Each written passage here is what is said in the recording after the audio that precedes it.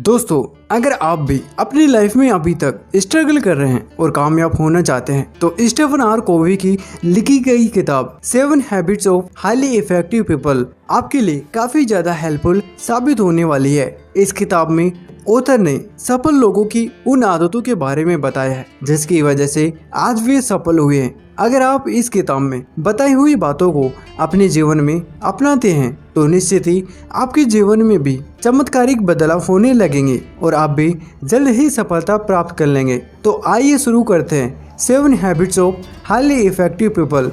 Habits number 1, proactive बने। लेखक ने इस पुस्तक में बताया कि सफल लोग हमेशा प्रोएक्टिव होते हैं। प्रोएक्टिव वह व्यक्ति होता है जिसमें आत्म जागरूकता होती है। किसी दूसरे व्यक्ति की क्रिया तथा प्रतिक्रिया से उसके जीवन पर कोई प्रभाव नहीं पड़ता है। लेखक बताते हैं कि हमारे समाज में 2 तरह के लोग होते हैं, रिएक्टिव तथा प्रोएक्टिव। रिएक्टिव लोग हमेशा दूसरे लोगों जैसे समाज, सरकार, मौसम, परिवार आदि को दोष देते रहते हैं। वो हमेशा ये मानकर चलते हैं कि उनके हाथ में कुछ नहीं है, इसलिए उनकी परेशानियों का कारण भी दूसरे लोग ही हैं। रिएक्टिव व्यक्ति हमेशा अपनी परिस्थिति के लिए दूसरे को दोष देते रहते हैं। वे अपनी भौतिक परिवेश से भी प्रभावित होते हैं। अगर मौसम अच्छा है तो वे अच्छा महसूस करते हैं, अगर मौसम अच्छा नहीं है तो इससे उसके नजरिए और कार्य शक्ति पर विपरीत प्रभाव पड़ता है। वही प्रोएक्टिव व्यक्ति अपना मौसम साथ लेकर चलते हैं, चाहे बारिश हो या धूप, इससे उन्हें कोई भी फर्क नहीं पड़ता है।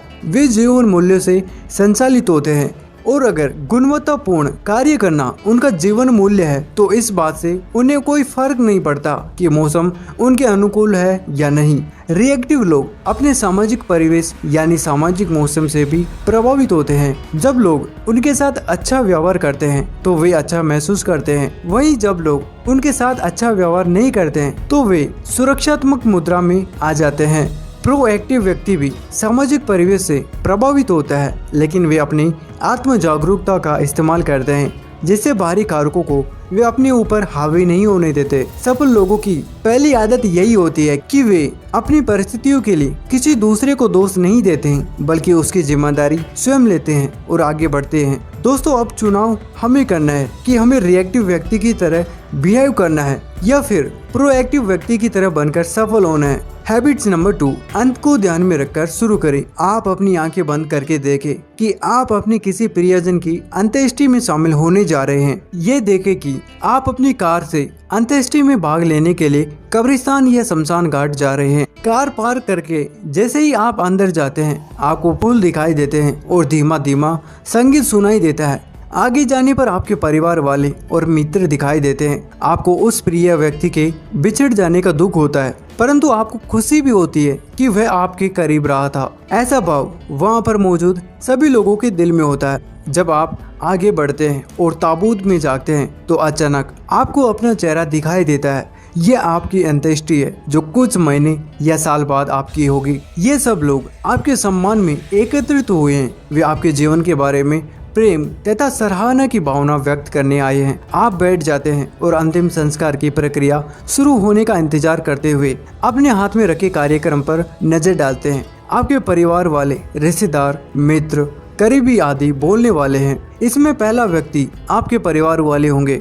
यह आपके पुत्र, पुत्री, भाई बहन, चाचा, भतीजा कोई भी हो सकता है। दूसरा व्यक्ति आपके करीबी मित्र होंगे जो इस बारे में बताएंगे कि आप व्यक्ति के रूप में कैसे इंसान थे। तीसरा व्यक्ति आपके ऑफिस या व्यवसाय का सहकर्मी होगा और चौथा व्यक्ति आपके समुदाय संस्थान का होगा जो सभी आपके अच्छे या बुरे गुणों के बारे में लोगों को बताएंगे। अब आपको गहराई से यह सोचना है कि आप अपने परिवार, करीबी या मित्रों आदि से क्या सुनना पसंद करेंगे। आप उनके शब्दों में अपना किस तरह का प्रतिबिंब देखना पसंद करेंगे कि आप किस तरह के पत्नी, पिता या माता थे, किस तरह के पुत्र या पुत्री या चचेरे भाई थे, किस तरह के मित्र थे, किस तरह के सहकर्मी थे। आप अपने आप को किस चरित्र में देखना पसंद करेंगे। आप क्या चाहेंगे कि वे आपके किन योगदानों तथा उपलब्धियों को याद रखें। ध्यान से अपने आसपास के लोगों की ओर देखें। आप उनके जीवन में क्या परिवर्तन लाना पसंद करेंगे। अंत को ध्यान में रखकर शुरू करने का मतलब यह है कि आपको अपने मंजिल को अच्छी तरह से जान लेना है कि आखिर आप कहां पहुंचना चाहते हैं या फिर लाइफ में क्या बनना चाहते हैं। ताकि आप बेहतर ढंग से यह जान सके कि आप वर्तमान में कहाँ हैं, ताकि आपके भविष्य के कदम सही दिशा में आगे बढ़ सके। हैबिट्स नंबर 3, पहली चीज पहले रखे। दोस्तों, देखा जाए तो आज के समय में हर किसी के पास कुछ न कुछ काम जरूर रहता है, चाहे वह महत्वपूर्ण है या नहीं। हम दिन के कई सारे घंटे ऐसे कामों में खर्च कर देते हैं जिसकी हमें वास्तव में जरूरी नहीं थी। हम चाहे तो अपने बर्बाद होने वाले समय को बचाकर सही कार्यों में खर्च कर सकते हैं। इस पुस्तक में ऑथर बताते हैं कि हमें अपने कार्यों को 4 भागों में बांट लेना चाहिए, जिससे हम अपने समय का सही सदुपयोग कर पाएं। आप चाहे तो टू डू लिस्ट भी तैयार कर सकते हैं, जिसमें आप सबसे महत्वपूर्ण काम को सबसे पहले रख सकते हैं तथा कम महत्वपूर्ण काम को बाद के लिए छोड़ सकते हैं। अपने कार्यों को हम 4 भागों में इस तरह बांट सकते हैं। अर्जेंट, इम्पोर्टेंट, इसमें वे कार्य आते हैं जिन्हें आपको तत्काल करना होता है और जो काफी ज्यादा महत्वपूर्ण भी होते हैं, जैसे आने वाले एग्जाम की तैयारी, अचानक आने वाले किसी खतरे को निपटाना। नॉट अर्जेंट बट इम्पोर्टेंट, इसमें ऐसे काम आते हैं जो हमारी लाइफ में महत्वपूर्ण तो होते हैं लेकिन उन्हें तुरंत करने की आवश्यकता भी नहीं होती है, जैसे शरीर के लिए व्यायाम करना। अर्जेंट बट नॉट इम्पोर्टेंट, इसमें ऐसे कार्य आते हैं जिन्हें तुरंत करना होता है लेकिन वे महत्वपूर्ण नहीं होते हैं, अर्थात उन्हें करने से हमारी लाइफ में कोई पॉजिटिव इफेक्ट नहीं पड़ता, जैसे दोस्तों के साथ घूमने जाना, मूवी देखने जाना। नॉट अर्जेंट नॉट इम्पोर्टेंट, इसमें ऐसे कार्य आते हैं जिसे करने से आपका टाइम पूरी तरह से बर्बाद होता है, जैसे गेम खेलना, सोशल मीडिया पर टाइम खराब करना। दोस्तों, जो सक्सेसफुल लोग होते हैं वो हमेशा पहले और दूसरे वाले क्वाड्रेंट को चुनते हैं, जिससे वे अपने समय का सही सदुपयोग कर पाते हैं। अगर आपको भी अपनी लाइफ में सफल होना है तो आपको भी पहले और दूसरे वाले कार्यों को करने में अपने समय को खर्च करना चाहिए। हैबिट नंबर 4, हमेशा सभी की जीत के लिए सोचे। इस पुस्तक में लेखक बताते हैं कि व्यक्ति को हमेशा सबकी जीत की भावना से कोई कार्य करना चाहिए। खेलों में एक टीम जीतती है तो दूसरी टीम हारती है, लेकिन हमारी लाइफ में ऐसा नहीं होता। हमें यह कभी नहीं सोचना चाहिए कि सामने वाले को हराकर या नीचे दिखाकर आगे बढ़ जाऊं। हमें सबसे पहले सामने वाले व्यक्ति की जरूरत को समझना चाहिए और साथ ही ये देखना चाहिए हमें क्या चाहिए, फिर सोच विचार कर ऐसा रास्ता निकालना चाहिए जिससे सामने वाले को यह लगे कि उन्हें फायदा हो रहा है। अगर आप ऐसी सोच रखते हैं तो यह आपके जीवन में क्रांतिकारी बदलाव लेकर आएगी और अधिक से अधिक लोग आपके साथ जुड़ेंगे। हैबिट नंबर 5, पहले खुद समझना फिर दूसरों को समझाना।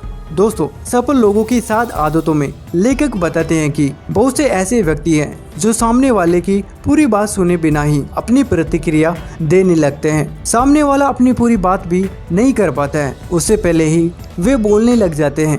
हमें बिल्कुल भी ऐसा नहीं करना है। अगर सामने वाला आपसे किसी विषय पर डिस्कस कर रहा है या फिर किसी समस्या का समाधान पूछ रहा है तो सबसे पहले यह प्रयास करें कि आप उसकी पूरी बात को ध्यानपूर्वक सुने और उसके बाद ही अपना सुझाव उन्हें दें। सफल लोग हमेशा पहले समझने का प्रयास करते हैं, उसके बाद ही सामने वाले को समझाने का प्रयास करते हैं। हैबिट्स नंबर 6, तालमेल बनाना। हमें अपनी लाइफ में हमेशा तालमेल बनाकर ही चलना चाहिए।